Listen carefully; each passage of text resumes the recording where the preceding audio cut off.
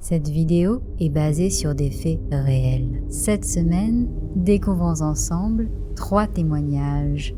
Celui de Franck, de Chloé et d'Ashley. Premier témoignage. Je m'appelle Franck, j'ai 25 ans et je vis à Berlin, en Allemagne.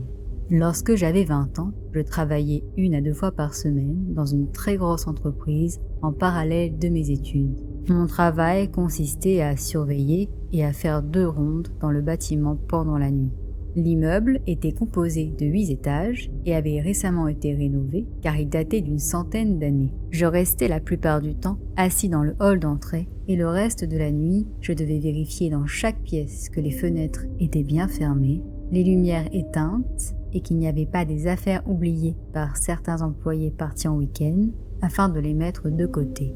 Ce qui m'avait surpris au début, c'était à quel point ce boulot était bien payé, étant donné le peu de choses que j'avais à faire pendant ces 8 heures de travail. Mais mes amis trouvaient ça normal que je sois aussi bien rémunéré, car je devais seul surveiller pendant la nuit un immense bâtiment. Cela ne me dérangeait pas de rester seul, car j'arrivais facilement à m'occuper et ça me donnait l'occasion de pouvoir étudier en silence. Tout se passait bien, jusqu'à cette nuit de septembre 2018. Vers 4 heures du matin, alors que je venais de terminer ma 2e ronde, le système électronique du bâtiment s'est réinitialisé. Rien d'alarmant jusque-là, car cela était déjà arrivé auparavant et on m'avait dit que c'était tout à fait normal. Le plus embêtant, c'était qu'à cause de ça, les lumières s'éteignaient et se rallumaient à répétition pendant plusieurs minutes. Ce qui a commencé à m'interpeller cependant, c'est lorsqu'une fois assis dans le hall d'entrée, j'ai entendu la porte de l'un des 2 ascenseurs s'ouvrir toute seule, puis se refermer. Je me suis alors dit que c'était simplement une défaillance temporaire du système. Sauf que 5 minutes plus tard, ça s'est de nouveau produit, et cette fois-ci, la lumière dans l'ascenseur s'est éteinte subitement. À ce stade, je commençais à m'inquiéter un peu. Je me suis donc dirigé vers l'ascenseur, et une fois dedans, la porte s'est refermée derrière moi. Totalement plongé dans le noir, je me suis mise à paniquer. Subitement, l'ascenseur a commencé à monter et s'est arrêté au 2e étage. Lorsque la porte s'est ouverte, je me suis précipitée pour sortir. Et en me retournant, j'ai vu la porte se refermer et l'ascenseur monter à un autre étage. Mon cœur battait à 1000 à l'heure. J'ai pensé, est-ce que quelqu'un a pris le contrôle de l'ascenseur ? Non, arrête, tu t'inquiètes pour rien, c'est sûrement un problème technique. Une fois à mon bureau, j'ai pris mon téléphone pour envoyer un message à mon responsable, sauf que pendant que j'étais en train d'écrire, j'ai entendu un autre bruit. C'était de la musique qui avait l'air de provenir du réfectoire. Lentement, je me suis dirigé là-bas avec le flash de mon téléphone allumé pour m'éclairer. Une fois arrivé, je me suis rendu compte que le son provenait de la cuisine et que la musique était produite par une petite radio qui appartenait au cuisinier. À ce moment-là, mon cœur s'est arrêté. Avant d'arriver au travail, j'avais reçu un texto de mon responsable me disant de ne pas oublier d'éteindre la radio et de la ranger dans un certain placard. Ce que j'ai fait dès mon arrivée dans le bâtiment. Comment était-ce possible que la radio soit allumée et placée à un autre endroit ? Terrifiée, je me suis mise à courir à travers le réfectoire, me dirigeant droit vers une sortie. Et je suis restée pendant mes 2 dernières heures de travail à attendre dehors. Lorsque l'employé qui prenait ma relève est arrivé, je suis entrée dans le bâtiment avec lui et j'ai rapidement récupéré mes affaires. J'ai ensuite démissionné, prétextant que ce travail avait un impact négatif sur mon cycle de sommeil. Jusqu'à aujourd'hui, je ne sais toujours pas si ces événements ont été causés par une personne se cachant dans le bâtiment ou par quelque chose de paranormal. 2e témoignage. Je m'appelle Chloé, j'ai 28 ans et je vis aux États-Unis, à Philadelphie. À l'âge de 23 ans, je suis partie de chez mes parents et avant de rencontrer ma petite amie actuelle et d'emménager avec elle, j'ai vécu quelques temps toute seule. L'endroit où je logeais était composé d'une seule chambre et il se trouvait en dessous de la maison de quelqu'un d'autre. À cette période de ma vie, je fréquentais peu de gens. Les seules personnes que je côtoyais étaient mes camarades d'université et mes collègues de travail. Je passais donc la plupart de mon temps libre à regarder des films et ce que je préférais, c'était les films d'horreur. Et j'avoue qu'il y avait des soirs où j'avais du mal à m'endormir après en avoir visionné certains. Lorsque ça m'arrivait d'avoir peur, j'allumais ma lampe de chevet pour vérifier que rien d'effrayant ou de suspect se trouvait dans la pièce. Un soir, après avoir regardé un film d'épouvante particulièrement angoissant, j'avais encore une fois du mal à trouver le sommeil. Et pour ne rien arranger, j'entendais des bruits bizarres sans savoir exactement d'où ça venait.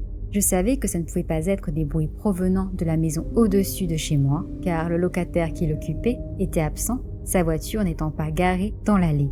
Je commençais à angoisser de plus en plus, car les bruits ne cessaient pas. J'ai donc pris mon courage à deux mains, je me suis levée et j'ai lentement entrouvert la porte de ma chambre. Il faut savoir qu'à l'extérieur de ma chambre, il y avait un couloir très étroit qui menait au salon et à la cuisine. Après avoir passé ma tête dans l'entrebâillement de la porte, j'ai soudain aperçu quelqu'un tout au bout du couloir, à côté de la cuisine. Mon cœur s'est mis à battre à 1000 à l'heure. J'étais en train de vivre une scène de film d'horreur.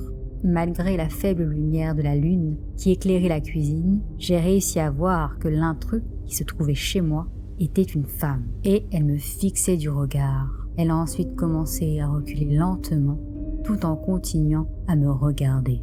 Complètement paniquée, j'ai hurlé et je me suis enfermée dans ma chambre. Je m'attendais à ce que cette femme court après moi et qu'elle tambourine à ma porte, mais Dieu merci, je l'ai entendue courir dans les escaliers qui menaient dehors et claquer la porte derrière elle. J'étais cependant tétanisée. Au bout de 10 minutes, je suis finalement sortie de ma chambre et j'ai fait le tour de chaque pièce pour m'assurer qu'il n'y avait plus personne. J'ai ensuite verrouillé la porte d'entrée et je me suis demandé comment cette personne avait réussi à pénétrer chez moi car il n'y avait aucune trace d'effraction. Je n'ai pas contacté la police. Ne me demandez pas pourquoi, moi-même, je ne sais plus. Le lendemain matin, par contre, j'ai appelé mon propriétaire pour tout lui raconter. Et il a ensuite contacté le locataire du dessus. Ce que j'ai appris par la suite m'a énormément choquée. La femme qui s'était introduite chez moi était en fait l'ancienne compagne de mon voisin du dessus. Même après qu'il ait déménagé, elle passait son temps à le harceler et avait réussi à trouver sa nouvelle adresse. Sauf que ce soir-là, c'est chez moi qu'elle s'est faufilée, pensant que son compagnon occupait tout le bâtiment. Mon voisin est venu le jour même s'excuser auprès de moi. Heureusement, je n'ai plus jamais revu cette femme. Mais je continue à me demander ce qu'elle avait l'intention de faire à son ex-compagnon ce soir-là. Troisième témoignage. Je m'appelle Ashley, j'ai 39 ans et je vis en Angleterre dans la ville de Glasgow. L'histoire remonte à 4 ans environ. À ce moment-là, je vivais seule dans un petit appartement avec ma fille de 2 ans et demi, Alyssa. Au fil du temps, Alyssa s'était beaucoup attachée à notre voisin Charles. Elle le considérait un peu comme son propre père. Un jour, alors que je discutais avec Evelyne, la femme de Charles, dans le couloir qui séparait nos deux appartements, ma fille, nous voyant à la porte, a couru vers nous. Mais au lieu d'aller ensuite dans l'appartement du couple pour aller dire bonjour à Charles comme à son habitude, elle s'est arrêtée net devant leur porte. Alyssa a ensuite dit à Evelyne de ne pas faire de bruit car Charles était en train de dormir. Sauf que Charles ne dormait pas, il était en train de regarder la télévision. En voyant Alyssa dans le salon, Charles lui a alors demandé de venir le voir. Mais encore une fois, Alyssa nous a regardés et nous a dit à moi et à Evelyne que Charles était en train de dormir et qu'il fallait ne pas faire de bruit. Lorsqu'on lui a répondu, tout en rigolant, que Charles était réveillé et qu'il voulait qu'elle aille le voir, je pouvais voir qu'elle était contrariée. Charles, voyant qu'Alyssa ne croyait pas à ce qu'on lui disait, s'est levé de son canapé et s'est approché de la porte. Lorsque ma fille l'a vue, elle s'est mise à pleurer et a couru dans notre appartement en criant « Non, Charles est en train de dormir !» À ce moment précis, j'ai senti des frissons parcourir mon corps. Ce soir-là, comme il était prévu, Alyssa a passé la nuit chez ma sœur, qui avait elle aussi une petite fille. J'avais de mon côté invité Evelyne et Charles à venir prendre le thé après le dîner. Sauf que Charles est venu me voir entre-temps pour me dire qu'il ne se sentait pas très bien et qu'il avait du mal à respirer. Vu son état, je lui ai alors dit qu'il était plus sage qu'il aille à l'hôpital. Sa femme et lui ont pris un taxi et pendant le trajet, il s'est senti de plus en plus mal et a fait arrêter la voiture pour pouvoir vomir. Alors qu'il était agenouillé à côté de la voiture, Charles a fait une crise cardiaque et est malheureusement décédé dans l'ambulance. Lors de l'enterrement, j'ai emmené Alyssa avec moi pour qu'elle puisse dire au revoir à Charles. Elle avait pris avec elle sa couverture préférée et l'a posée sur lui. Puis elle m'a dit que Charles était heureux et qu'il n'avait plus froid maintenant. Cette nuit-là, alors que j'étais assise dans mon canapé, mon téléphone a sonné plusieurs fois et le numéro était inconnu. Mais lorsque j'ai fini par décrocher, la tonalité était le seul son que je pouvais entendre. Je me suis ensuite aperçue que cet appel n'apparaissait pas dans l'historique de mon téléphone. J'étais persuadée que c'était un signe de Charles pour me dire au revoir. Quelques mois plus tard, Alice et moi, on est allés rendre visite à ma grand-mère qui avait un cancer du pancréas et ma fille n'a pas voulu entrer dans sa chambre, prétextant que ma grand-mère était en train de dormir et qu'il fallait qu'on la laisse se reposer. Sauf que voilà, ma grand-mère ne dormait pas. 4 jours plus tard, ma grand-mère est décédée dans son sommeil. Depuis ces événements, je suis persuadée que ma fille a la capacité de savoir à l'avance si quelqu'un est sur le point de mourir. J'espère que ce nouvel épisode vous a plu. Si vous souhaitez m'envoyer vos histoires, vous pouvez le faire par email à lilychobit@gmail.com. Rendez-vous très bientôt pour de nouvelles histoires flippantes. En attendant, faites attention à vous. Au revoir les poussins.